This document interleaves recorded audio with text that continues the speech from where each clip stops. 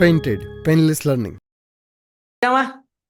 So this is our first lecture of standard 11th accounting. Account નું આજે પેલો lecture છે એટલે આપણે પેલા લેક્ચર ની અંદર શીખવાના છીએ હિસાબી પદ્ધતિ તેના પારિભાષિક શબ્દો. મેન પારિભાષિક શબ્દો આપણે શીખવાના છીએ જે આપણા કામના છે. બરાબર ને? બાકી ઘણું બધું એવું છે કે જે આપણા કામનું નથી એ આપણે નહીં જોઈએ. પેલું ચેપ્ટર થિયરી છે એમાં એકેય દાખલો કરવા નથી, તમારે કંઈ લખવા નથી, મારે ખાલી કથા કહેવાની છે ને તમારે કથા સાંભળવાની છે. સાહેબ મજા આવી ગઈ, લેવા હું તો બુક બંધ કરતો. હાલો જો ઈ જ છે પેલા ચેપ્ટરમાં કઈ નહીં. હવે દાખલા તરીકે તમે ક્રિકેટ રમવાનું શરૂ કરો તો પેલા તમને ક્રિકેટના નિયમો શીખવાડે. ભાઈ ક્રિકેટમાં શું હોય તો કે એક બેટ હોય, બરાબર ને, પછી 3 સ્ટમ્પ હોય, સામેની બાજુ 3 સ્ટમ્પ હોય, જો દડો દાંડિયાને અડી જાય તો આઉટ કહેવાય. ક્રિકેટમાં તમે મારો અને બાઉન્ડ્રીની બહાર વયો જાય તો 6 કહેવાય, દડતો જાય તો 4 કહેવાય, તમે હવા ઉડાડો કે કેચ પકડી લીધો તો આઉટ કહેવાય. અને આઉટ કહેવાય એટલે તમારે બેટ મૂકીને યુ જાય પછી એમ નહીં કહેવાય ના ના હું કઈ આઉટ નથી હો, હજી 2 દડા રમાડો ને એવું હાલે નહીં. તો આના નીતિ નિયમો શીખવાડવા પડે ને કે આઉટ એટલે હું, ઓલો આમ કરે એટલે ઓલો ઉપર જોવે. નો ક્રિકેટ રમતો હોય ને કોઈ ચાઇના વાળા ક્રિકેટ ન રમે એને તમે કહો ને ક્રિકેટમાં ઝૂમ કરીને માર્યો શોટ, ચોકો વ્યો તો તમે કહો યે, એટલે આ ગાંડા કાઢે, દોડો 12 વ્યો તો આ તમે એ કરે. બરાબર? આપણે ઇન્ડિયા વાળા છીએ, ઇન્ડિયા વાળાએ 4 મળે એટલે આપણે રાજી થયા. હવે ઓસ્ટ્રેલિયાની બેટિંગ આવી, ઇન્ડિયા વાળાએ બોલ નાખ્યો, ઓસ્ટ્રેલિયાએ 4 મળ્યો, આપણે કે એ લે ચોકો માર્યો. ઓલો ચાઇના વાળો વિચારે ચાચો હમણાં ચોકો ગયો તો તમે રાજી થતો તો, હવે ચોકો ગયો તો તમે ઉદાસ થાવ છો, આવું કા પેલું ચાચો? આપણે સમજાવવું પડે ચચો પેલી ટીમ છે ને એમાં ઇન્ડિયાની છે, ઈ ચોકો હોય તમને ચચો થાય, ઓલો ચોકો મળે ને તમને ચચો થાય. તેને સમજાવવું પડે. કેમ તો કે ઈ ચચાને ઇંગ્લિશ અલા ક્રિકેટ આવડતું નથી. તો બસ એવું જ તે તમને અકાઉન્ટમાં આમાં હિસાબી પદ્ધતિ કોને કહેવાય, ચચો શીખવાડવામાં આવશે. પછી અકાઉન્ટની ભાષામાં આઉટ કોને કહેવાય, ચોકો કોને કહેવાય, 6 કોને કહેવાય, ઈ બધા શબ્દ આપણે આમાં શીખવાના છે. સમજાણું ને પેલું ચેપ્ટર હું છે? હા સાહેબ હવે સમજાઈ ગયો તમ તારે, હવે ભણાવો હાલો, હવે મજા આવશે. ચચો ને કે મગજમાલી બાચો ચપો પયો તો ઓકે ચલો ચચો ભણીએ. આ પ્રસ્તાવના છે, કાંઈ કામની નથી, નકામી વસ્તુ. તો મેં તમને પ્રસ્તાવના સમજાઈ દીધી, એ મારી પ્રસ્તાવના હતી. હું તમને ચોળીને ચીકણું નહીં કરું, જે કામનું હશે એ જ કરશું. કારણ કે એક સરસ મજાનો હું તમને જોક્સ કહું, જોક્સ ની રિયલ ઘટના કહું. એક વખત થોમસ આલ્વા એડિસન હતા કે આઇન્સ્ટાઈન હતા, બેમાંથી એકની ઘટના છે. હવે કોની છે એ ખબર નથી પણ બેમાંથી એકની પાકી છે. એ ભાઈ ટ્રેનમાં સફર કરતા હતા, એને બીજા ગામમાં જવાનું હતું. એટલે એ થોમસ આલ્વા એડિસન જ હતા. હા એડિસન જ હતા. તો જવાનું હતું એટલે ટિકિટ લીધેલી હતી. તો ટ્રેનમાં બેઠા હતા, ટીટી આવ્યો. ટીટી આવીને કીધું ટિકિટ. એટલે ઓલો થોમસ આલ્વા એડિસન ગોતે કે ટિકિટ ક્યાં ગઈ, મળે નહીં, કોર્ટમાં હાથ નાખે, આમ જોવે ને તેમ જોવે ને ફલાણું. એ કે ટિકિટ તો મળતી નથી એમ. તો ઓલો કે તમારે દંડ ભરવો પડશે. હું કેમ માનું તમારી ટિકિટ ખોવાઈ ગઈ, તમે ટિકિટ વગરના બેઠી ગયા હોય તો તમે દંડ ભરવો પડશે, પેનલ્ટી ભરવી પડશે. એટલે ઓલાને બાટલો ગયો કે એ ભાઈ તું કોની વાત કરે છે ખબર, હું થોમસ આલ્વા એડિસન છું. કોણ છું? હા હું કે જવા દવા માના છું, તું મને સમજ્યું કે તમે થોમસ આલ્વા એડિસન છો? હે તો કે હા, કે ફોટો જોયો એનો છાપામાં કે હા મેં તમારા લેખ વાંચેલા છે, તમે એટલા મોટા સાયન્ટિસ્ટ છો, બહુ સરસ ભાઈ, કાંઈ તમારી ટિકિટની જરૂર નથી, બેઠો બેઠો. આટલા મોટા માણા હોય તો આમ થોડા બેઠા હોય, એને માન સન્માન પણ બેહાડ્યું. ટીટી આગળ ગયો, પાછો આવ્યો, તોય થોમસ દાદા ટિકિટ ગોતતા હતા. એટલે કીધું થોમસ ભાઈ તમે બેહો, ટિકિટની જરૂર નથી, હવે હું લેવા ગોતો છો? તો કે ના ગોતવી પડે એમ છે. તો કે હું લેવા પણ મેં તમારે નથી જોતી, મેં તમને ના તો પાડી, તમારે ટિકિટની જરૂર નથી, ટિકિટ ગોતો શું લેવા? તો કે ભાઈ ગોતવી પડે એમ છે. કેમ? તો કે ટિકિટમાં લખ્યું છે મારે કયા ગામ ઉતરવાનું છે એમ. કે મારે ઉતરવું ક્યાં આમાં? સમજાણું? મને ખબર જ નથી, મને ગામનું નામ યાદ નથી. તો કે ભાઈ તમે તમારા ગામનું નામ નું યાદ રાખ્યું, ક્યાં તમારે ઉતારવાનું છે એ? તો કે ટિકિટમાં લખેલું પછી યાદ હું લેવા રાખવું? એ કે જે કામનું ઘણું બધું છે એ યાદ રાખવું, નકામું આપણે કઈ યાદ રાખવું નથી. એક બીજો કિસ્સો છે એ થોમસ આલ્વા એડિસનનો. એનું વક્તવ્ય હતું, મોટું એક્ઝિબિશન હતું, આખા ગામને ખબર પડી એટલે બધા ગામમાં રાજી રાજી આ રખડવા નીકળ્યો. પણ એ જમાનામાં ફોટો બોટો એવું કઈ હતું ને એટલે કોઈ ઓળખે નહીં. રખડ્યો, રખડતા રખડતા હાલતા હાલતા હાલતા હાલતા ક્યાં ને ક્યાંય પોગી ગયો અને પાછું વળીને હોટલનો રસ્તો ભૂલી ગયો. રસ્તો તો ભૂલી ગયો, હોટલનું નામે ભૂલી ગયો. હવે હોટલે પોગવું કેમ? પણ એ તો એડિશન હતો ને, તો એ ગાડી ઊભી રાખીને કીધું કે ભાઈ એક કામ કરો ને, હું તો કે થોમસ આલ્વા એડિસન જે હોટલમાં ઉતર્યો છે એ હોટલમાં મને મૂકી જાઓ. તો આખા ગામને ખબર કઈ હોટલમાં ઉતર્યો, મૂકી ગયો. પછી ઉતરીને કે તમે થોમસ ને ઓળખો છો? તો કે હું જ થોમસ છું કે. સમજાણું? તો કે હોટલનું નામ ભૂલાઈ ગયું. ભાઈ શું કરવું મારે? સમજાણું? તો જે કામનું છે ને એ યાદ રાખો, નકામું છે એ બધું જવા દો. તો આમાંથી કેટલીક વસ્તુ નકામી છે એ આપણે જવા દેશું. હવે હિસાબી પદ્ધતિ જે છે, હિસાબી પદ્ધતિ જે છે ને એ વ્યવહારના આધારે બને. જ્યારે કોઈ પણ તમે કામ કરો ને ત્યારે બે અસર થતી હોય. તમે કહો સાહેબ બે અસર કઈ રીતે થાય? આપણે જે શીખીએ છીએ એ નોંધી નામા પદ્ધતિ શીખીએ છીએ, જેની બે વખત નોંધ થાય, બે અસર થાય. હું એક્ઝામ્પલ આપું તમને, હમણાં સરસ રીતે સમજાશે. દાખલા તરીકે હું તમને સર્વિસ આપું છું, આ સેવા આપું છું ભણાવવાની. તો મેં તમને સેવા આપી, તમે મને ફીસ આપી. કેટલી ઘટના બની? બે ઘટના બની. મેં આપ્યું, તમે મને દીધું. હા કે ના? ઓકે. તો એવી રીતના વ્યવહારની ઓછામાં ઓછી બે અસર થશે. કેટલી અસર થશે? બે અસર. બરાબર? તો આ આપણા કઈ કામનું નથી, ખાલી જે કામનું હતું તમને કીધું. બાકી તો નાણાંની ફેરબદલીનું માધ્યમ તરીકે આ બધી માથાકૂટ કરીને તમારે ક્યાં જવું છે? ઉત્તર પ્રદેશ તો કોઈ જવાનું નથી. આપણે ડાયરેક્ટ આવી જઈએ પારિભાષિક શબ્દો ઉપર. લેક્ચર છે સર ને સ્ટેટના લેક્ચરનું ટાઈમ ટેબલ સમજાવી દો. અચ્છા, ઓકે, નો પ્રોબ્લેમ. તો હું ફોન કરું સર ને. Okay, understand. હાલો ભાઈ, હિસાબી પદ્ધતિ ધંધાની પારી શું કે ભાષા તરીકે નહીં, વિજ્ઞાન તરીકે નહીં, નહીં. ડાયરેક્ટ આવી જાવ. જો અહીંયા લખ્યું હશે, પારિભાષિક શબ્દો લખ્યા હશે. લેણદારો અને કર્મચારી ને બધું, ગ્રાહકો આ સમજી લઈ. ઉભા રહ્યો. કર્મચારીઓ, સંભવિત શેર હોલ્ડર્સ. ઉભા રહ્યો. તુલનાત્મકતા, હિસાબી માહિતી ઉપયોગ કરતા તેમની જરૂરિયાત. ઓકે, સંચાલક. ઓકે, પણ એ હમણાં બધું આવી જશે આની અંદર.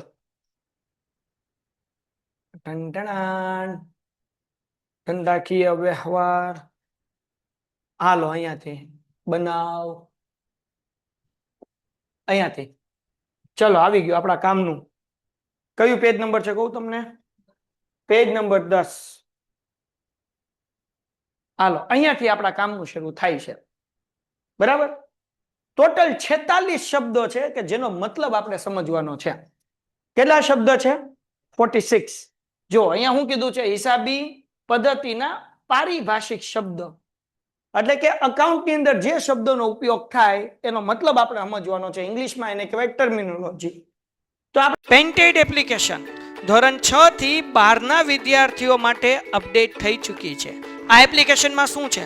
બધા જ વિષયના વિડીયોઝ છે. ગુજરાતની બેસ્ટ ફેકલ્ટી દ્વારા લાઈવ લેક્ચર્સ છે. આઈએમપી પ્રશ્ન છે, ટેસ્ટ સિરીઝ છે અને ગુજરાતના તમામ વિદ્યાર્થીઓ સાથે તમે તમારી કમ્પેરિઝન કરી શકો છો. ગેમિફિકેશન છે અને બીજું ઘણું બધું. તો તમે એપ્લિકેશન ડાઉનલોડ ન કરી હોય તો ડિસ્ક્રિપ્શનમાં લિંક આપી છે. હમણાં જ પ્લે સ્ટોર ઉપર જાઓ અને એપ્લિકેશન ડાઉનલોડ કરો. ઘરે બેઠીને સરસ મજાનું ગુજરાતની જોરદાર ફેકલ્ટી સાથે ભણો, સારા માર્ક્સે પાસ થાય. પહેલા શબ્દથી શરૂઆત કરીએ. ધંધાકીય વ્યવહાર. શું કહેવાય? ધંધાકીય. હલો, કેવો વ્યવહાર? તો તમે લોકો અર્થશાસ્ત્રમાં ભણશો હમણાં.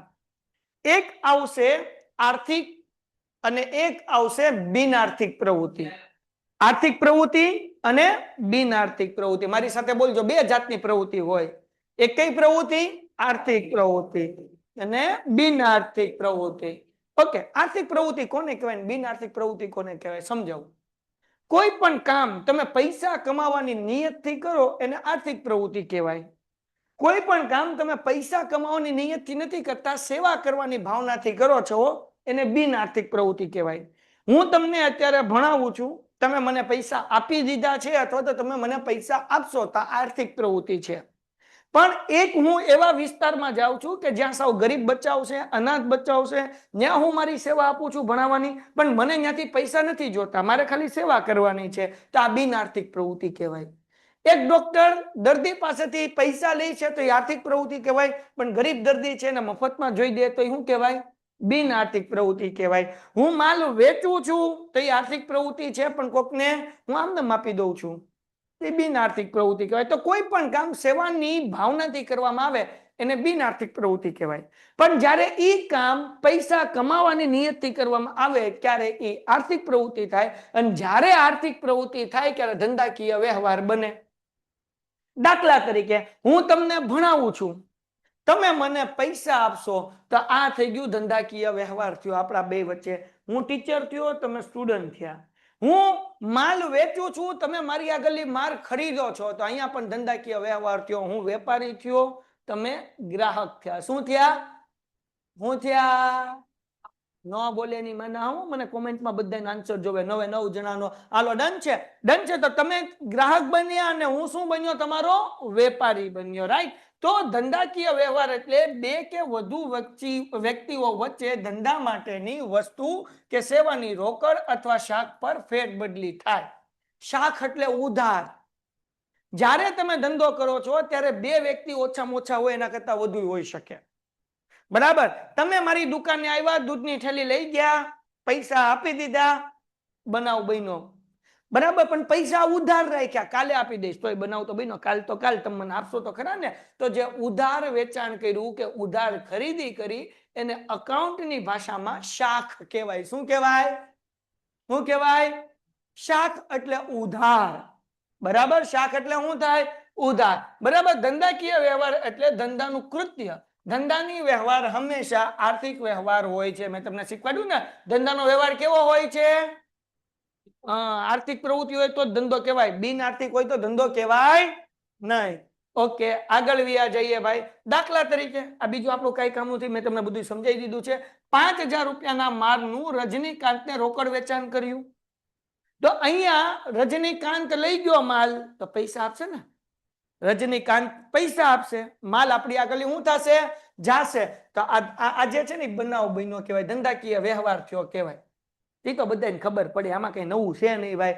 ધંધો કરો તો બનાવ બને, એક વેપારી બને, એક ગ્રાહક બને, આ બન્યો ધંધાકીય વ્યવહાર. આમાં કઈ નવું છે નહીં, બહુ ચોળીને ચીકણું કરવાનું નહીં. હાલો એના પછી આગળ વ્યા જઈએ. બરાબર? આ ધંધાકીય થયું. ધંધાકીય વ્યવહાર સમજાણો બધાને? ખરીદ વેચાણ કરવા માટે બે કે બે થી વધારે પક્ષકાર હોય એને શું કહેવાય? ધંધાકીય વ્યવહાર. બનાવ, બનાવ શું છે ભવન? બનાવને ઇંગ્લિશમાં કહેવાય ઇવેન્ટ. ઇવેન્ટ ઘટના. ઘટના કોને કહેવાય? જો સમજો, મેં કીધું કે ભાઈ મને જોબની રિક્વાયરમેન્ટ, મીન્સ કે એક માણસની જરૂરિયાત છે, તમારામાંથી કોઈ ફ્રી છો? તો દિવ્યરાજ કે હા સાહેબ, મારે જોબ કરવી છે. બોલો કેટલો પગાર આપશું? તું કેટલો દિવસ આપીશ? તો કે હું અડધો દિવસ આપીશ કામ કરવા માટે. ઓકે, હું મહિને તને 5,000 રૂપિયા આપીશ. અડધો દિવસ કામ કરવાનું, એડિટિંગ કરવાનું, વિડીયો અપલોડ કરવાના. કેટલા આપીશ? 5,000. તો હવે અહીંયા બનાવ બન્યો, દિવ્યરાજ એની સેવા મને આપશે અને હું સેવાના બદલામાં દિવ્યરાજને પૈસા આપીશ. થયો કે નહીં? તો આને બનાવ બન્યો કહેવાય. હું બનાવ બન્યો કહેવાય? ઇવેન્ટ થઈ કહેવાય. ડન છે? તો હવે જુઓ, બનાવ એ ઘટનાના સ્વરૂપે ઓળખવામાં આવે છે. બનાવ એટલે વ્યવહારમાંથી ઉદ્ભવેલ પરિસ્થિતિ અથવા પરિણામ. વ્યવહારની પોતાની આગવી લાક્ષણિકતાઓ જેના ઉપર નીચે મુજબ કાર્ય છે. જુઓ દાખલા તરીકે, રજનીકાંતે વેચેલ માલ 3,000 માં ખરીદવામાં આવ્યો હતો, મજૂરીના 500 રૂપિયા ચૂકવ્યા હતા. હવે જરાક જો, હું તમને એક્ઝામ્પલ આપીને સમજાવું. બનાવ કોને કહેવાય? આ રજનીકાંત છે, હે આમ ચશ્મા આમ કરે ને રજનીકાંત, આગળ તૂટી જાય, આપણે રજનીકાંત બની ગયા એવું સમજો. તમે 3,000 નો માલ લીધો, 500 રૂપિયા માલ ઓફિસે પોગાડવાના થયા, ટોટલ માલ કેટલામાં પડ્યો? ઈ માલ મેં દિવ્યરાજને વેચી દીધો 5,000 માં, મને પ્રોફિટ થયો કે લોસ થયો? નફો થયો કે નુકસાન થયું? કેટલાનો નફો થયો? આ બનાવ કહેવાય. આનું પરિણામ આવ્યું. મેં માલ વેચ્યો તો એનું શું આવ્યું? મને પરિણામ મળ્યું. દિવ્યરાજે સેવા આપી, મેં એને પગાર આપ્યો, પરિણામ મળ્યું એને. આને બનાવ કહેવાય. કેમ છે? ઓકે. આ કઈ કામનું નહોતું, કામનું હવે આવ્યું મૂડી. પણ પેલા કીધું હોત કઈ કામનું નહોતું તો ધ્યાનથી સાંભળત નહીં, એટલે કીધું નહીં, કોઈ કહેતા નહીં. મૂડી કામનું. મૂડી એટલે શું? એક દિવસ તમે સવારે વહેલા ઊભા થયા અને વહેલા ઊભા થયા ને તમને એવું મન થયું કે હાડું આમ સવારે ઊભું થવામાં છે ને બહુ કંટાળો આવે છે. શું આવે છે સવારે ઊભું થવામાં? બહુ કંટાળો આવે છે, ઊભું થવાતું જ નથી. અલાર્મ મૂકી દો, 5 મૂકું, 10 મૂકું, બંધ કરીને પાછો હુઈ જાવ કે પાછી હુઈ જાવ, સવારે ઊભું થવાતું નથી. આનું કઈક સોલ્યુશન્સ લાવવું છે, કઈક એવો ધંધો ગોતવો. મારી જેવા ઘણા બધા હશે. આપણે કઈક એવો ધંધો ગોતીએ કે ઈ ધંધાના કારણે માણસ સવારે ઊભો થઈ જાય. એટલે વિચાર આવ્યો, હું કરું. તો આઈડિયા આવ્યો કે કામ કરીએ આપણે એક એવો બેડ બનાવીએ, એવો પલંગ બનાવીએ કે રાત્રે સૂતી વખતે તમારે ટાઈમર સેટ કરી દેવાનું કે ભાઈ મારે સવારે 7 વાગે ઊભું થવાનું છે. તો આપણે એવો પ્રોગ્રામ બનાવીએ કે 6 વાગે બેડ ગરમ થવા મળે. બેડ કેવો થવા મળે? થોડો ગરમ થાય. હવા છે થોડુંક વધારે ગરમ, આમ થોડુંક ફિલિંગ, સમજાણું કે નહીં? 6:30 થાય એટલે થોડોક વધારે, અને 6:45 થાય એટલે આમ એવો ગરમ થાય ને કે આમ તમારે ઊભું થઈ જવું પડે. અને તોય મારો વીગલો હું તો રહ્યો ને તો 7 વાગે ને એટલે બેડ આમ હોય ને એમાં આમ ઊંચો થઈ જાય, એટલે ઓલો ડાયરેક્ટ ઊભો હાલતો, એટલે ઊભો થવામાં કંટાળો જ ન ચડે. એટલે દિવ્યરાજના મગજમાં આઈડિયા આવ્યો કે આવો ધંધો કરીએ તો, આ બેડ બનાવીએ તો, આવો સોફ્ટવેર લઈએ તો મા બાપ લઈ લે, છોકરાના બેડમાં ઇન્સ્ટોલ કરી નાખશે કે મા બાપ બેડ લઈને છોકરાને કરી નાખે, ચાલે હાથથી હાથરો બેડ. કેમ? તો કે માને સવારે ઊભા થઈને બળતરા કરવી પડે, મારો દીકરો કે દીકરી એક ઘામાં ઊભો ન હુવે તોય ફરવાને ઈ બેડમાં હુવરાવ છે. મમ્મી તો હુવરાવે ને હુવરાવે તે, બરાબર ને? એટલે કે આ ધંધો સારો છો ભાઈ. તો કે હાલો હવે આપણે આ ધંધો કરીએ. શું કરીએ? આ બિઝનેસ કરીએ. ઓકે, તો બિઝનેસ કરવા માટે લાવવા પડે ફંડિયા, સોફ્ટવેર બનાવવો પડશે. એના માટે આઈટી ટીમ રાખવી પડશે કે કોઈક આઈટી ટીમને કામ આપવું પડશે. પછી એવું બેડ બનાવવા માટે પ્લાયનો બનાવવો છે તો ઈ માલ લાવવો પડશે. ગાડલું લાવવું પડશે કે જે ગરમ થાય કે XYZ બધું કરવું પડશે ને, માણસો રાખવા મળશે. અને આ બધો ધંધો શરૂ કરવા માટે આપણે શું જોશે? પૈસા. ઓકે, તો આ પૈસા તમે માનો કે 10 લાખ રૂપિયા લાવ્યા. કેટલા લાવ્યા? અને 10 લાખ લાવીને તમે ધંધો શરૂ કર્યો, તો જે ધંધો શરૂ કરવા માટે પૈસા તમે લાવો છો એને કહેવાય મૂડી. એને શું કહેવાય? મૂડી. સાહેબ મારે ટી શર્ટની દુકાન ખોલવી છે, કપડાની દુકાન ખોલવી છે, ટી શર્ટ, જીન્સ પેન્ટ એ બધું હું વેચીશ. ઓકે, તમે તમારા બાપા આગળ લીધા કે બાપા 5 લાખ રૂપિયા પણ મારે ધંધો કરવો છે. તમારા બાપા કે જા બચ્ચા લઈ જા 5 લાખ રૂપિયા, જીલે આપની જિંદગી. એટલે બાપાએ 5 લાખ રૂપિયા આપ્યા ને આપણે દુકાન સેટઅપ કરીને ધંધો શરૂ કર્યો ને પછી ફર્નિચર બનાવ્યું, માલ લાવ્યા, ના કર્યું ને તે કર્યું. તો એ 5 લાખ રૂપિયામાં જે આપણે ધંધો શરૂ કર્યો એને કહેવાય મૂડી. એને શું કહેવાય? કોઈને કઈ વાંધો? તો ધંધો શરૂ કરવા માટે જે પૈસા લાવવામાં આવે એને મૂડી કહેવાય. એક વસ્તુ. બીજું, જરૂરી નથી કે પૈસા જ લાવવામાં આવે. ઘણી વખત ધંધો શરૂ કરવા માટે મિલકત પણ લાવવામાં આવે. જો ધંધામાં રોકડ સ્વરૂપે કે અન્ય મિલકત સ્વરૂપે. ઓકે, હવે એ સમજાવું. હવે તારું શું નામ છે ભાઈ? હા, અરમાન. દિવ્યરાજને નક્કી કર્યું કે ભાઈ આપણે 5 લાખ રૂપિયાની કપડા વેચવા છે, મારી દુકાન ખોલવી છે. એટલે દિવ્યરાજે 5 લાખ રૂપિયા બાપા આગળ લીધા. દુકાનનું ફર્નિચર તો બનાવવું પડે ને, પેન્ટ શર્ટ બધું ગોઠવવા માટે, ખાના બનાવવા પડે, લાઇટિંગ ગોઠવવી પડે, અરીસો ગોઠવવો પડે, એક ચેન્જિંગ રૂમ બનાવવું પડે. આ 5 લાખ રૂપિયા તો એ બધા વપરાઈ ગયા. એને બાપાને કીધું હતું ધંધો શરૂ કરવા હાટું કેટલું જોવે? 5 લાખ. એસી નખાયું, ના કામ કર્યું, તે કામ કર્યું. પછી ખબર પડી માય લા 5 લાખ रुपया तो हो गया खत्म, अभी क्या करेगा मैं? एक दी उदास बैठो तो ट्यूशन में आव्यो ने बहु मुंजायलो अरमान के कहां दिव्यराज मुंजायलो बैठो? तो के यार धंधो शुरू करवानो हतो બાપાએ આપ્યા હતા કેટલા લાખ, એ તો વપરાઈ ગયા. માલ ક્યાંથી લાવવો? તરમન કે મારે કપડાની ફેક્ટરી છે, બોલ આપણે બેન પાર્ટનર બની જવું છે કે હાલો માલ મારો. દુકાનમાં તે ઇન્વેસ્ટમેન્ટ કર્યું, 2 મહેનત કરશું, 50-50% ભાગીદાર. દિવ્યરાજ કે ડન. અરમાન આવ્યો ભાઈ, એ પૈસા નથી લાવતો, એની ફેક્ટરી હતી એટલે માલ લાવે છે. 100 ટી શર્ટ લાવે, 100 જીન્સ પેન્ટ લાવે, 100 શર્ટ્સ લાવે, હે ને 100 ટ્રેક લાવે, માલ બધો 5 લાખ રૂપિયા લઈ આવ્યો. તો હવે ધંધાની મૂડી કેટલી થઈ? 10 લાખ રૂપિયા. 5 લાખ દિવ્યરાજના રૂપિયા અને ઓલા ભાઈનો 5 લાખનો માલ, એટલે ટોટલ ધંધાની મૂડી કેટલી થઈ કહેવાય? તો મૂડી તરીકે હંમેશા પૈસા હોય એવું જરૂરી નથી. મૂડી તરીકે કોઈ પણ મિલકત પણ હોઈ શકે છે. હાલો, કોઈને કઈ ડાઉટ? બસ મૂડી પૂરું થઈ ગયું. એના પછી ઉપાડ, ટંટણાન ટંટણાન, હે ને તેમ કે સાહેબ આ બધું ન લખેલું છે, કામ નું હશે એ બધું આવી જાય, ચિંતા કરવાની નહીં. હમ હે ફિર ક્યાં ગમ હે, મોજ કરો ને બકુડા. હાલો ઉપાડ, ઉપાડ ઓકે. આપણે બે જ ભાઈનું એક્ઝામ્પલ આપવું ચેપ્ટરમાં અકાળશું, કપડાની દુકાન અકાળશું, એટલે આમ હાલતું રહે. તો દિવ્યરાજ ને અરમાનભાઈ ધંધો શરૂ કર્યો. એક દિવસ દિવ્યરાજ આવીને કે અરમાન, તો કે હું, તો કે આપણા હિસાબ ક્યારે કરશું? 2 મહિના થયા. અરમાન કે હમણાં હિસાબ થોડો હોય, વરો પૂરું થાય પછી ખબર પડે કેટલો નફો ને કેટલો નુકસાન. તો દિવ્યરાજ કે પણ ભાઈ મારે 2 બૈરી ને 1 છોકરો છે. એટલે હે 2 બૈરી ને 1 છોકરો નહીં, 2 છોકરાને તું વાળો કેવું કેવું વિચારે છે, એવું વિચારે આગળ એક ચપલું આવવા દઈશ. દિવ્યરાજ ને કઈ 2 બૈરી હોય? તો દિવ્યરાજે હું કીધું મારે 2 બૈરી નહીં. કેટલી બૈરી? 1. પણ છોકરા કેટલા છે? 2. તો ઘરે ખવડાવું હું? ટ્યુશન ફી, સ્કૂલ ફી, ઘરનું ભાડું, અમારા ખાવા પીવાના ખર્ચા, દોહા બધાય કાઢવાના ક્યાંથી? હિસાબ તો વર્ષે થાય, તો ત્યાં લગી મારે ભીખ માંગવી, આ રોજ સાયલું લટકાડવું પાછળ? કે એવું થોડું કરાય. તો શું કરાય? તો કે કામ કર, તું છે ને આપણે બે, મારી જો મારી 2 બૈરી ને એલા સોરી 2 છોકરા ને 1 બૈરી છે. તો અરમાન કે એક કામ કરીએ, અરમાન કે છે ને હું અને તું આપણે બે દર મહિને ધંધામાંથી 25,000 રૂપિયા ઉપાડ લેવું. શું કરશું ધંધામાંથી દર મહિને 25,000 રૂપિયા? કે એનાથી આપણું ઘર ખર્ચ શું થાય? હાલતું જાય. વર્ષે હિસાબ કરી નાખશું. પછી માનો કે 12 લાખ રૂપિયા મળ્યા, તો 12 લાખ માંથી આપણે 3 લાખ તે ઉપાડ્યા હોય, 3 લાખ મેં ઉપાડ્યા, એટલે 6 લાખ ઉપડી ગયા. વૈધા કેટલા? 6 લાખ. તે પાછા વેચી નાખશું. બોલો કે ડન. પછી તું લઈ જા, પછી હું લેવા. દર મહિને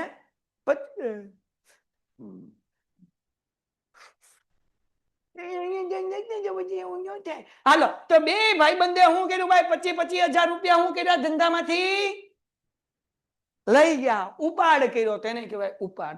તો ઉપાડ તરીકે ખાલી ફદ્યા હોય એવી જરૂરી નથી. હવે જોજો મજા આવશે. દિવ્યરાજ બેઠો દુકાન ઉપર કાઉન્ટરમાં, અરમાનભાઈ બધી પેન્ટો ગોઠવે છે. દિવ્યરાજની બૈરી આવી, એ કહો સાંભળો છો? એટલે બેયની વાઈફ એમ જ કયો, એ કહો સાંભળો છો? પણ એ બેયને ખબર હોય આ કોની છે. એક મેં ઇન્સ્ટાગ્રામમાં મસ્ત મજાનો વિડીયો જોયો. આમ 5 ભાઈ આમ લાઈનમાં ઊંધા ઉભા હતા, એની પત્નીને પાછળ ઊભી રાખી અને પછી કીધું કે તમારે ખાલી એટલું જ બોલવાનું છે કે સાંભળો છો? એટલે જેની વાઈફ હોય ને એને હાથ ઊંચો કરવાનો એમ. તો પેલી બોલી, એ કહું છું સાંભળો છો? એટલે ઓલે હાથ ઊંચી ગઈ કે આ મારી જ છે. કેમ તો કે રોજ સાંભળવાનું, આજ બોલતી હોય એમ. પછી બીજાને વાર આવ્યો તો પાછળ જોવાનું ખબર ન પડી. એટલે છે ને અમુક ફેમિલીમાં એવું હોય કે હસબન્ડ નું નામ લેવાય નહીં. તમારા મમ્મી છે તમારા પપ્પાને, તમારા પપ્પા તમારા મમ્મીને એમ કહેતા હશે, એ ફલાણાના મમ્મી સાંભળો ની, હે ને? ક્યાં પછી એ તમને કહું છું અહીંયા સાંભળો ને, એટલે મમ્મી એમ કે તમને કહું છું, એટલે એ આપણને ખબર જ હોય, આપણને નથી કહેતા. આપણા બાપાને કહે છે. આમાં જવાબ ન દેવાય. એ તમને કહું એટલે આપણને કહેતા થાય ને હું ઘરમાં, હે ને? તો ઈ એમ એક વખત બૈરી આવી, કોની? દીવા કાકાની. દીવો કાકો બેઠો હતો કાઉન્ટર ઉપર અને કે કહો સાંભળો છો? તો કે હા. તો કે ઓલા આલ્ફા વાળા સાહેબે, પેન્ટેડ વાળા સાહેબે છે ને ફી મંગાવી છે, 3,000 રૂપિયા દેવાના છે, લાવો ની. તો દિવ્યરાજે ધંધામાંથી કાઉન્ટરમાંથી ખોલ્યું બોક્સ, ટન 1,000 2,000 3,000 6,000 500 500 ગણીને આપીને જા મોજ કર. બોલ બીજું કઈ જોવે? તો કે ના ના, એ કે ગુલનાસ રોવે છે ને મારી બેનપણી, તેને રોવા હાટુ 2 રૂમાલ લેવા પડશે.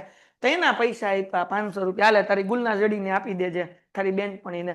3500 રૂપિયા દિવ્યરાજભાઈએ કાઉન્ટરમાંથી કાઢીને આપી દીધા. ઓલો અરમાન કે શું છે ભાઈ, પૈસા લીધા?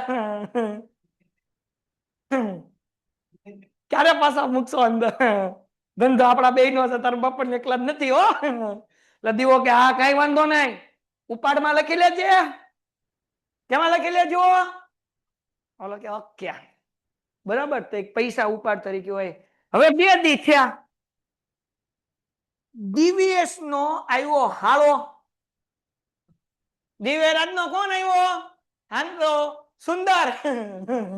સુંદર જેવો હાલો. મારા જીજાજી કપડાની દુકાન છે એમ 4 ભાઈબંધ ને લઈને આવ્યો ને ઈ પોતે 5 જણ આવ્યા કે આ કે છે જીજાજી? દિવ્યેશ કે દિવ્યરાજ કે બહુ મજામાં. મનમાં કે તું ક્યાં ભટકાણો આજે હવારમાં બહેણી નથી, ક્યાં આવી ગયો મારો હાળો? હાળાને હાળો થયો ને બીજું શું કહેવાય? બરાબર. તો કે મારો હાળો આવી ગયો. કે મજામાં? હા જીજાજી બહુ દુકાન સરસ બનાવી. હા બહુ સરસ બનાવી. જીજાજી કઈ માલ હારો આવ્યો? ના ના કઈ હારો માલ નથી આપણી દુકાને. આપણી દુકાન હારો માલ રાખતા જ નથી. આ બધી ચાલુ આઈટમ છે. એમ જ કહેવાય ને કે હાળો બઠાવી જાય. અચ્છા જીજાજી એવો ચાલુ માલ? હા હા ચાઇના નો માલ છે. તો ઓલો મને કે ચાઇના માલ તો મને બહુ ગમે હોય કે. ઓલો કે લે કે જો લે તો પછી ગમે તો. એટલે ગયો એનો હાળો 4 ભાઈબંધ ને લઈને. 2 પેન્ટ અહીંયાથી કઢાઈને, 2 પેન્ટ સામેથી કઢાઈને, 2 પેન્ટ સામેથી કઢાઈને, 3 શર્ટ અહીંયાથી, 4 ટી-શર્ટ સામેથી, 2 ટી-શર્ટ ટ્રક સામેથી. ઓલો હરમાન કે કાઢો કાઢો જે બોયડી નથી કાઢો. એટલે ભાઈ બધું કાઢ્યું ને પછી કર્યું બિલ. 12,500 રૂપિયાનું બિલ બન્યું. કેટલાનું બન્યું? 12,500 રૂપિયાનું. जीजाजी मैं जाता हूँ, अभी टाइम हो गया है, पैसा पैसा। जीजाजी की दुकान है, मुझे थोड़ी देना होता है। एम कहीं हुलुलु કરીને પેન્ટ લઈને કપડા લઈને બહાર. અરમાન જોડે દિવ્યરાજ ને હું કરવાનું સાનું? દિવ્યરાજ હું કે ઉપાડમાં લખી લ્યો. ઉપાડમાં 2 વસ્તુ આવી. એક તો પૈસા લઈ જાવ ઈ આવ્યો, અને પોતાના ઉપયોગ માટે માલ લઈ જાવ ઈ શું કહેવાય? ઉપાડ જ કહેવાય. તો ઉપાડમાં 2 વસ્તુ, એક તો રૂપિયા તમે લઈ જાઓ ને પોતાને વાપરવા માટે જે માલ લઈ જાઓ એનોય સમાવેશ કેમાં થાય? ઉપાડમાં થાય. ટપો પડ્યો? હા તો જે એ બધું અહીંયા લખેલું છે. જો જ્યારે માલિક દ્વારા ધંધાની મિલકત એટલે કે રોકડ કે માલનો અંગત હેતુ માટે વપરાશ કરવામાં આવે ત્યારે ઉપાડ તરીકે ઓળખવામાં આવે છે. સમજાયું ને? ક્યાં તો ફદ્યા લઈ જાય, ક્યાં તો માલ પોતાના અંગત વપરાશ માટે લઈ જાય, તો શું થઈ ગયો? ઉપાડ થઈ ગયો. તો ધંધામાં આવે તો મૂડી, અને પોતાના ઉપયોગ માટે જાય તો ઉપાડ. ડન. ઓકે.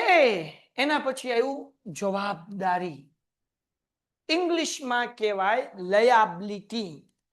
જવાબદારીનું બીજું નામ છે દેવું. ઘણા બધા એમ કે મારી માથે લેણું થઈ ગયું છે. લેણું ન થઈ ગયું કહેવાય ને, દેવું થઈ ગયું કહેવાય. શું થઈ ગયું કહેવાય? દેવું થઈ ગયું. દેવું થઈ ગયું એટલે મેં દીવા કાકા આગળ લીધા 5 લાખ રૂપિયા, પણ એ ધંધામાં લોસ થઈ ગયો. ક્યાં? ડ્રીમ 11 માં હારી ગયો. હા ઘણા બધા હારી જાય હો.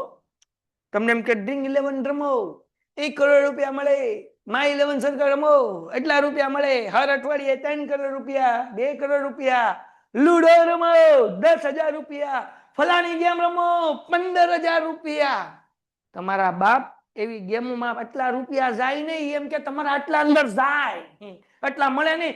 એમ કે 3 કરોડ તક જીત सकते हो. એટલે આપણે સમજવાનું 3 કરોડ લગી આપણા અંદર ગળી જાય.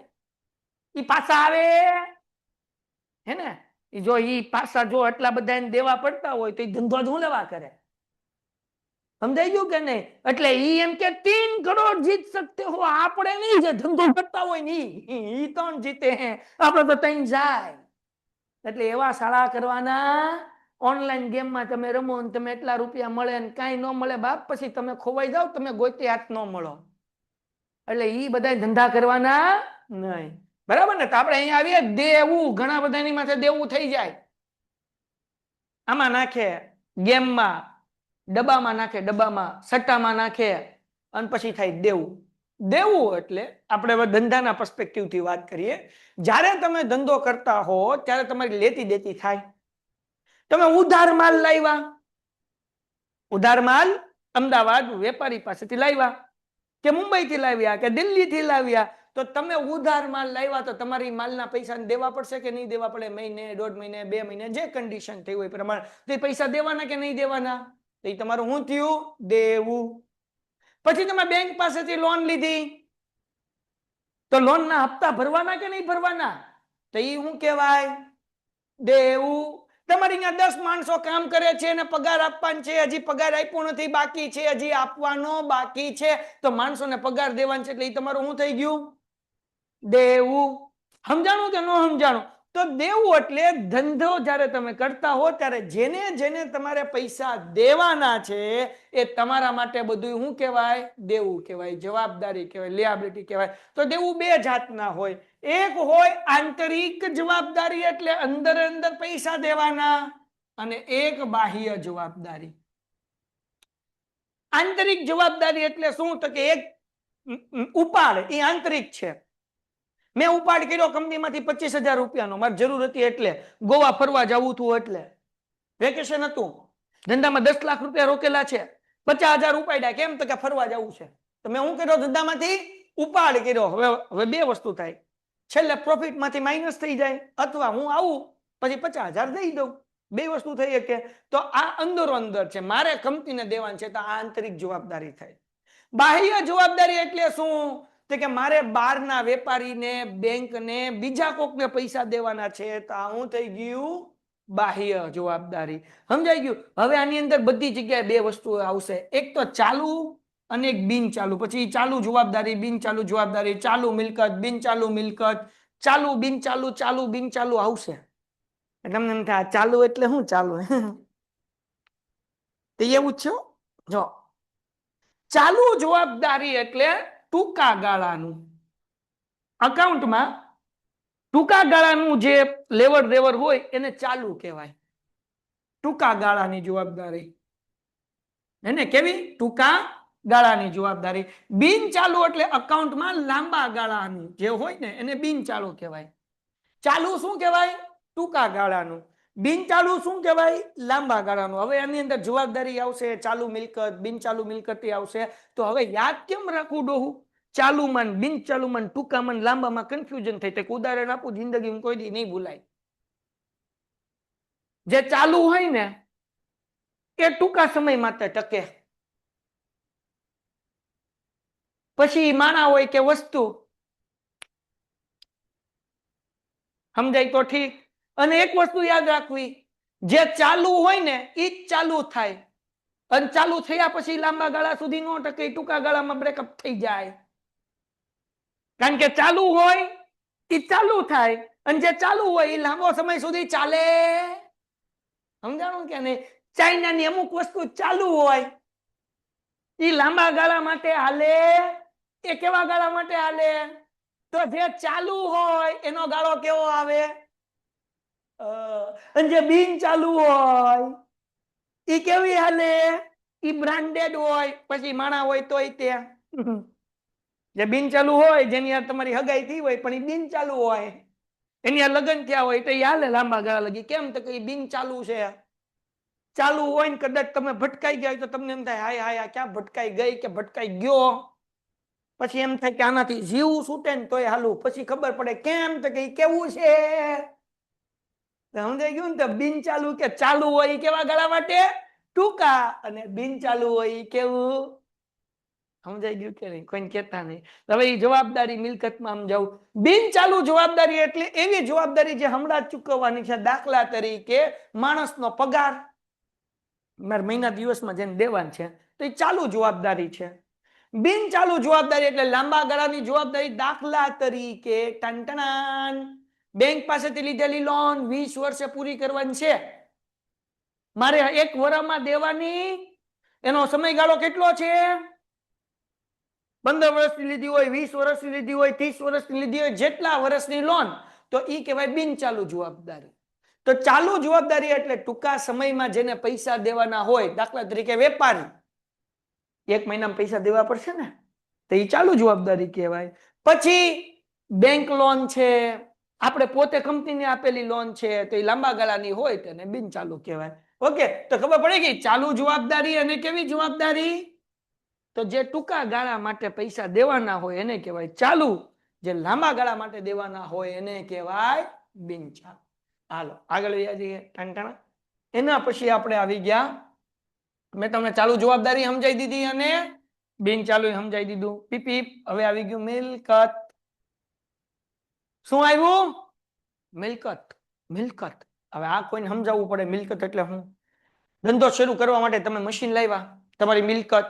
ઓલા ભાઈ કાપડની દુકાન કરવા માટે ફર્નિચર બનાવ્યું, મિલકત. એમાં એસી નખાયું, મિલકત. આ બધી મિલકત કહેવાય ને. કસ્ટમર આગળથી પૈસા લેવાના છે, ઉધાર માલ વેચ્યો તો એ આપણી શું કહેવાય? મિલકત. બિલ્ડિંગ હોય, મિલકત. ગાડી હોય, મિલકત. તો મિલકત એટલે શું? તો કે ધંધામાં જે વસ્તુ વપરાતી હોય ને જેના કારણે ધંધો થતો, એ બધી અસેટ, એ બધી મિલકતને આપણે શું કહીએ? મિલકત કહીએ. એમાં કઈ ચિંતા કરવાની જરૂર નથી. પણ એમાંય પાછું આવે બિન ચાલુ મિલકત, પછી આવે ચાલુ મિલકત, ton ton ton ton ton ton, અને અવાસ્તવિક મિલકતો. હવે આમાં ફરક શું છે સમજાઈ દઉં. બિન ચાલુ એટલે ટૂંકો ગાળો કે લાંબો ગાળો? કેવો ગાળો? લાંબો ગાળો. લાંબા ગાળાની મિલકત, તમે ઘર લીધું એ લાંબા ગાળા માટે લીધું તો એ બિન ચાલુ મિલકત કહેવાય. તમે ફર્નિચર લીધું લાંબા ગાળા માટે લીધું, બિન ચાલુ મિલકત કહેવાય. ચાલુ મિલકત કોને કહેવાય દીકરાઓ? મશીનરી બિન ચાલુ કહેવાય, કારણ કે લાંબા ગાળા માટે છે, 5-10 વર્ષ મશીન વાપરશો. ટૂંકા ગાળાની મિલકતો એટલે દાખલા તરીકે તમે બે કેશ બેલેન્સ પડી છે તમારી આગળ, ખીચામાં પડ્યા છે, ગલ્લામાં પૈસા પડ્યા 25,000 રૂપિયા, તો હવે દર વખતે 25,000 જ લેશે? એ વધે તે અને તો એ ચાલુ મિલકત કહેવાય. તમારી બેંક બેલેન્સ, બેંકમાં 1 લાખ રૂપિયા પડ્યા છે, 1 લાખ હું લેવા નાનું વિચારીએ, 1 લાખ કરોડ રૂપિયા પડ્યા છે. બેંકમાં કેટલા પડ્યા છે તમારા? 1 લાખ કરોડ રૂપિયા. તો હવે એ વધશે તે અને ઘટશે તે, હે ને? પૈસા કાઢો તો ઘટી જાય, નાખો તો વધી જાય. તેને કેવી મિલકત કહેવાય? ચાલુ મિલકત કહેવાય. કેવી મિલકત કહેવાય? પછી કસ્ટમર ઉધાર માલ વેચ્યો છે, પૈસા આપી દેશે તો એ અમાઉન્ટ ઘટી જશે, વધારે માલ આપ્યો તો એ અમાઉન્ટ શું થઈ જશે? વધી જશે. તો એ શું થઈ ગયું? ચાલુ મિલકત. અવાસ્તવિક મિલકત. અવાસ્તવિક મિલકત એટલે કે પાઘડી, જે દેખાય નહીં, અવાસ્તવિક મિલકત. હવે એમાં હું તમને અહીંયા અવાસ્તવિક મિલકત વાંચીને દેખાડું એટલે હું તમને મજા આવે. હાલો જો, એમાં હજી ઘણું બધું આવશે. ચાલુ મિલકત થઈ ગયું, બિન ચાલુ થઈ ગયું, દ્રશ્ય મિલકત, અદ્રશ્ય સમજાઈ દઉં, ચાલુ, પ્રવાહી, વાસ્તવિક મિલકતો અને અવાસ્તવિક મિલકત. જો અવાસ્તવિક મિલકત, અવાસ્તવિક મિલકતો ભૌતિક સ્વરૂપ ધરાવતી નથી, એ દેખાય નહીં, બરાબર.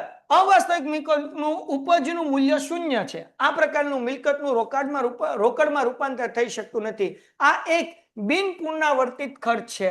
આ ખર્ચનો લાભ એક કરતા વધુ વર્ષ સુધી મળે છે અને તેથી રકમ અમુક વર્ષમાં માંડી વળવાની હોય છે, તેવી મિલકત દર્શાવવામાં આવે છે. હવે હું તમને સમજાવું કે આની અંદર કઈ કઈ વસ્તુ આવે એટલે તમને ખબર પડે. દાખલા તરીકે હું તમને સમજાવું. ચલો, અવાસ્તવિક મિલકત કોને કહેવાય? મેં આ ઓફિસ ભાડે રાખવી હતી એટલે હું ગયો, ભાઈ મારે તમારી ઓફિસ ભાડે રાખવી છે, મારે ભાડે નથી દેવી ભાઈ. કેમ? કે ભાઈ કોણ માથાકૂટ કરે, દર મહિને તમારે ભાડું દેવાનું, મારે ઉઘરાવવાનું, તમે વહેલું મોડું કરો ને, આ બધી માથાકૂટ આપણને ન ફાવે. મેં પૂછ્યું કે ભાઈ ઓકે ચલો, આ ઓફિસનું ભાડું કેટલું તમે લ્યો છો, તમારી અપેક્ષા કેટલી છે? એટલે ભાઈ ભાડે આપી જ નથી. પણ મેં કીધું આપો તો કેટલામાં આપો? તો કે ભાઈ હું દર મહિને 6,000 રૂપિયા આ ઓફિસનું ભાડું લઈશ. આપણે કીધું ઓકે. વરહનું કેટલું થાય? તો કે ભાઈ 72,000 રૂપિયા થયું ભાઈ વરહનું ભાડું, બરાબર. હું તમને એક આરે 10 વર્ષનું ભાડું આપી દઉં તો? હું તમને એક હારે 10 વર્ષનું આપું એટલે 7,20,000 આપી દઉં. 10 વર્ષ લગી તમારે મને ભાડે આપવાની, હું 10 વર્ષનું એક હારે ભાડું આપી દઉં, 7,20,000 રૂપિયા. હાલો બોલો. વાંધો નહીં, લાવો. ક્યારે જવાય? અહીંયા ચાવી લેતા જાવ, જઈ જાવ, મજા આવતી હોય તો સાંજે પૈસા મોકલાઈ દો ને, આપી દો ભાડે. હમણાં તો ડોબા ના પડતો તો ભાડે નહીં જેવી 7,20,000 રૂપિયા આવે સાહેબ, આપી જ દેવાય. લઈ જાઓ લઈ જાઓ. ઓકે, હવે મેં 7,20,000 આપી દીધા. કેટલા વર્ષનું ભાડું આપ્યું? હલો 2025 માં મેં ઓફિસ ભાડે રાખી 7,20,000 આપ્યા તો શું એ એક વર્ષ 2025 ના 7,20,000 રૂપિયા ખર્ચો છે? નહીં, આ તો 10 વર્ષનો ખર્ચો છે. તો હું 7,20,000 મેં ઓલાને આપ્યા છે એટલે હું મારી મિલકત ગણીશ. એક વર્ષ પૂરું થાય એટલે એમાંથી 72,000 રૂપિયા માંડી વાળીશ એટલે કે માઇનસ કરી નાખીશ અને 7,20,000 માંથી 72,000 માઇનસ કર્યા પછી જે વધ્યા એ હજી ઓલા આગળ મારા જમા છે. હવે એ કીધું કે સાહેબ તમે વહેલા ઓફિસ ખાલી કરશો તોય તમને પૈસા પાછા મળશે. તમે મને પૈસા આપી દીધા, ભૂલી જાઓ. 10 વર્ષ લગી હવે તમે રાખો, રાખવી હોય તો ઠીક, નો રાખવી હોય તો ઠીક.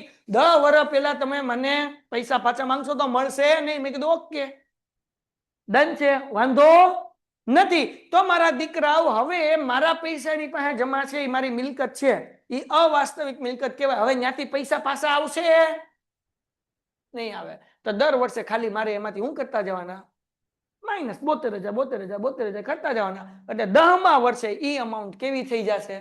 ઝીરો થઈ જશે. ઈ રોકડમાં પુનરાવર્તિત કે રિપીટ થાય નહીં, ઈ રોકડમાં પાછી આવે નહીં. સમજાઈ ગયું? તો આને કહેવાય અવાસ્તવિક મિલકત. કેવી મિલકત કહેવાય? હાલો હજી મિલકતના પ્રકાર શું આપણે રહી ગયું. હાલો તો આ તો આપણે બિન ચાલુ મેં સમજાયું. હવે દ્રશ્ય મિલકતો, જે મિલકત દેખાતી હોય એને કેવી મિલકત કહેવાય? જમીન, મકાન, બિલ્ડિંગ, મશીનરી, યંત્ર, ફલાણું ઢીકણું, રીંગણું, બુશરા, એ બધી દ્રશ્ય મિલકત છે. કેવી મિલકત છે? દેખાય છે, નથી દેખાતી તો બુશરા મારી દ્રશ્ય મિલકત છે. હાલો ડન છે. હવે બીજું અદ્રશ્ય મિલકત. અદ્રશ્ય મિલકતના પૈસા આવે. અદ્રશ્ય મિલકત એટલે શું? એવી મિલકત છે જે દેખાય નહીં. સાહેબ દેખાય નહીં તો એના ફદ્યા થોડા આવે? આવે. લે ઉદાહરણ આપો તો સમજાય. જેમ કે પાઘડી, તમારા 12મા ધોરણમાં ચેપ્ટર આવશે. લે સાહેબ પાઘડી તો દેખાય જ ને, લે તમે કેવી વાત કરો. પાઘડી દાદાએ પહેરી હોય, ધોળા કલરની હોય, ગળી કલરની હોય, બ્લુ કલરની હોય, લાલ કલરની હોય, પાઘડી તો દેખાય જ ને. ઈ પાઘડી નહીં, ધંધાની પાઘડી અલગ હોય, એને ઇંગ્લિશમાં કહેવાય ગુડવિલ. આ કેવી વ્હીલ પાછી? ગુડવિલ. તો સમજાવું જો. મેં જ્યારે 2016માં ભાવનગરની અંદર આલ્ફા એકેડમી શરૂ કર્યું હતું ત્યારે મને કોઈ ઓળખતું હતું કે આ મેઘાણી સર કોણ છે, આલ્ફા એકેડમી કેવું છે? નહીં. પણ આજે એ જ વસ્તુના 8 વર્ષ થયા અને પેન્ટેડને 4 વર્ષ થયા. તો આજે ઘણા બધા વિદ્યાર્થી ગયા વર્ષે જે અમારી અરે 10મા ધોરણમાં જોડાયેલા હતા આલ્ફા અને પેન્ટેડના, ઈ આવ્યા પાછા 11માં. એના ભાઈબંધો આવ્યા, એના હગાવાલા આવ્યા ને બાજુમાં રહેતા થાય ઈ આવ્યા. તો આ આલ્ફાનું નામ થઈ ગયું, પેન્ટેડનું નામ થઈ ગયું, એની બ્રાન્ડ બની ગઈ. બની ગઈ કે ન બની ગઈ? તો આ બ્રાન્ડ ઈ મિલકત છે. ઈ દેખાય તમને? નો દેખાય. તો આને કહેવાય અદ્રશ્ય મિલકત. કેવી મિલકત કહેવાય? હવે કાલ સવારે કોઈ કેમ કે સાહેબ તમારે તમારી આલ્ફા વેચવું છે, પેન્ટેડ વેચવું છે, એટલે કહો હા વેચી દઈએ હાલો. કેટલા છોકરાઓ? તો કે 300 છોકરાઓ ટ્યુશનમાં, 1000 છોકરાઓ પેન્ટેડમાં, આટલાનો ધંધો. કેટલાની મિલકત? તો કે ભાઈ મારી આગળ એસી આ બોર્ડ આ બધું થઈને 5 લાખની મિલકત પડી. ઓકે ઓલો કે આલ્યો સાહેબ લઈ જાઓ 6 લાખ રૂપિયા આપી દો મને બધું. હું આપી દઉં એને? એટલે મને મિલકતના પૈસા તો આપી દઈશ. 5 લાખ રૂપિયા આપી દીધા, 5 ની બદલે 1 લાખ વધારે આપ્યા, 6 લાખ આપી દીધા. અપાય? તો કે સાહેબ ગાંડા થઈ ગયા, થોડું અપાય. કેમ નો અપાય? તો કે સાહેબ તમારી ઘરે કેટલા બધા સ્ટુડન્ટ છે, આલ્ફાનું નામ છે, પેન્ટેડનું નામ છે, આ બધું ઈ ઊભું કરવા જાય તો એને 5 વર્ષ થાય અને પછી થાય નો થાય એની ગેરંટી? ઈ તો આ ચાલુ ગાડીએ ચડી જાય તો ધંધો શું થવા મળે? હાલવા મળે. સાહેબ તો તમારે આના વધારે પૈસા લેવા પડે. તો કે આના છે ને સાહેબ તમે 50 લાખ માંગો, 50 લાખ. કેમ? તો કે તમારી બ્રાન્ડ છે, તમારું નામ છે, હવે એને છોકરા ગોતવા જવાના, તમે બધું ઊભું કર્યું છે, હવે એને ખાલી વ્યવસ્થિત ચલાવવાનું છે. તો આ મેં જે વધારાના પૈસા લીધા એ લીધા પાઘડીના પૈસા અને ઈ મિલકતના પૈસા આવ્યા ને ઈ અદ્રશ્ય મિલકત હતી. આવી ઘણી બધી અદ્રશ્ય મિલકત છે, જેમ કે પેટેન્ટ, રોયલ્ટી, આ બધી કેવી મિલકત કહેવાય? અદ્રશ્ય મિલકત કહેવાય. અને એના પછી ચાલુ મિલકત તો આપણે સમજી લીધું, પ્રવાહી મિલકત સમજી લઈએ. બરાબર, વાસ્તવિક મિલકત સમજી લઈએ, પ્રવાહી સમજી લઈએ. પ્રવાહી મિલકત એટલે હું એવી મિલકત કે જેનું રોકડમાં ફટાફટ રૂપાંતર થાય. હોનું વેચો 2 મિનિટમાં પૈસા હાથમાં, આ પ્રવાહી મિલકત થઈ. સમજાણું કે નહીં? શેર વેચો પૈસા બેંકમાં, આ પ્રવાહી મિલકત. એટલે એવી મિલકત કે જેને વેચીને તરત ફદ્યા ઉભા થઈ જાય, ઘર, મકાન, બિલ્ડિંગ, એ પ્રવાહી મિલકત ન કહેવાય. તમને 4 વાગે વિચાર આવ્યો કે મારે બિલ્ડિંગ વેચી નાખવું છે, તો 4:30 વાગે બિલ્ડિંગ વેચાઈ જાય? નહીં વેચાય. પણ 4 વાગે વિચાર આવ્યો કે મારે હોનું વેચવું છે, તમે 4:15 કોઈ ગયા, 4:30 ફદ્યા હાથમાં.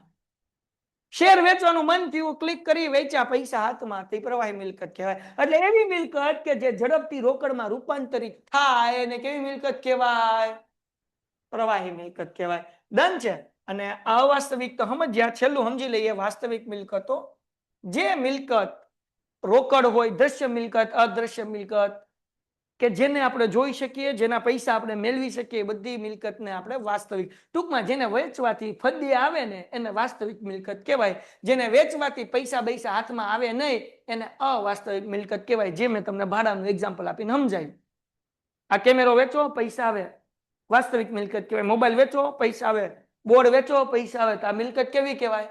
વાસ્તવિક કહેવાય. બસ એટલું આપણે અહીંયા પહોંચી ગયા છીએ. ક્યાં લગી પહોંચી ગયા છે આપણે?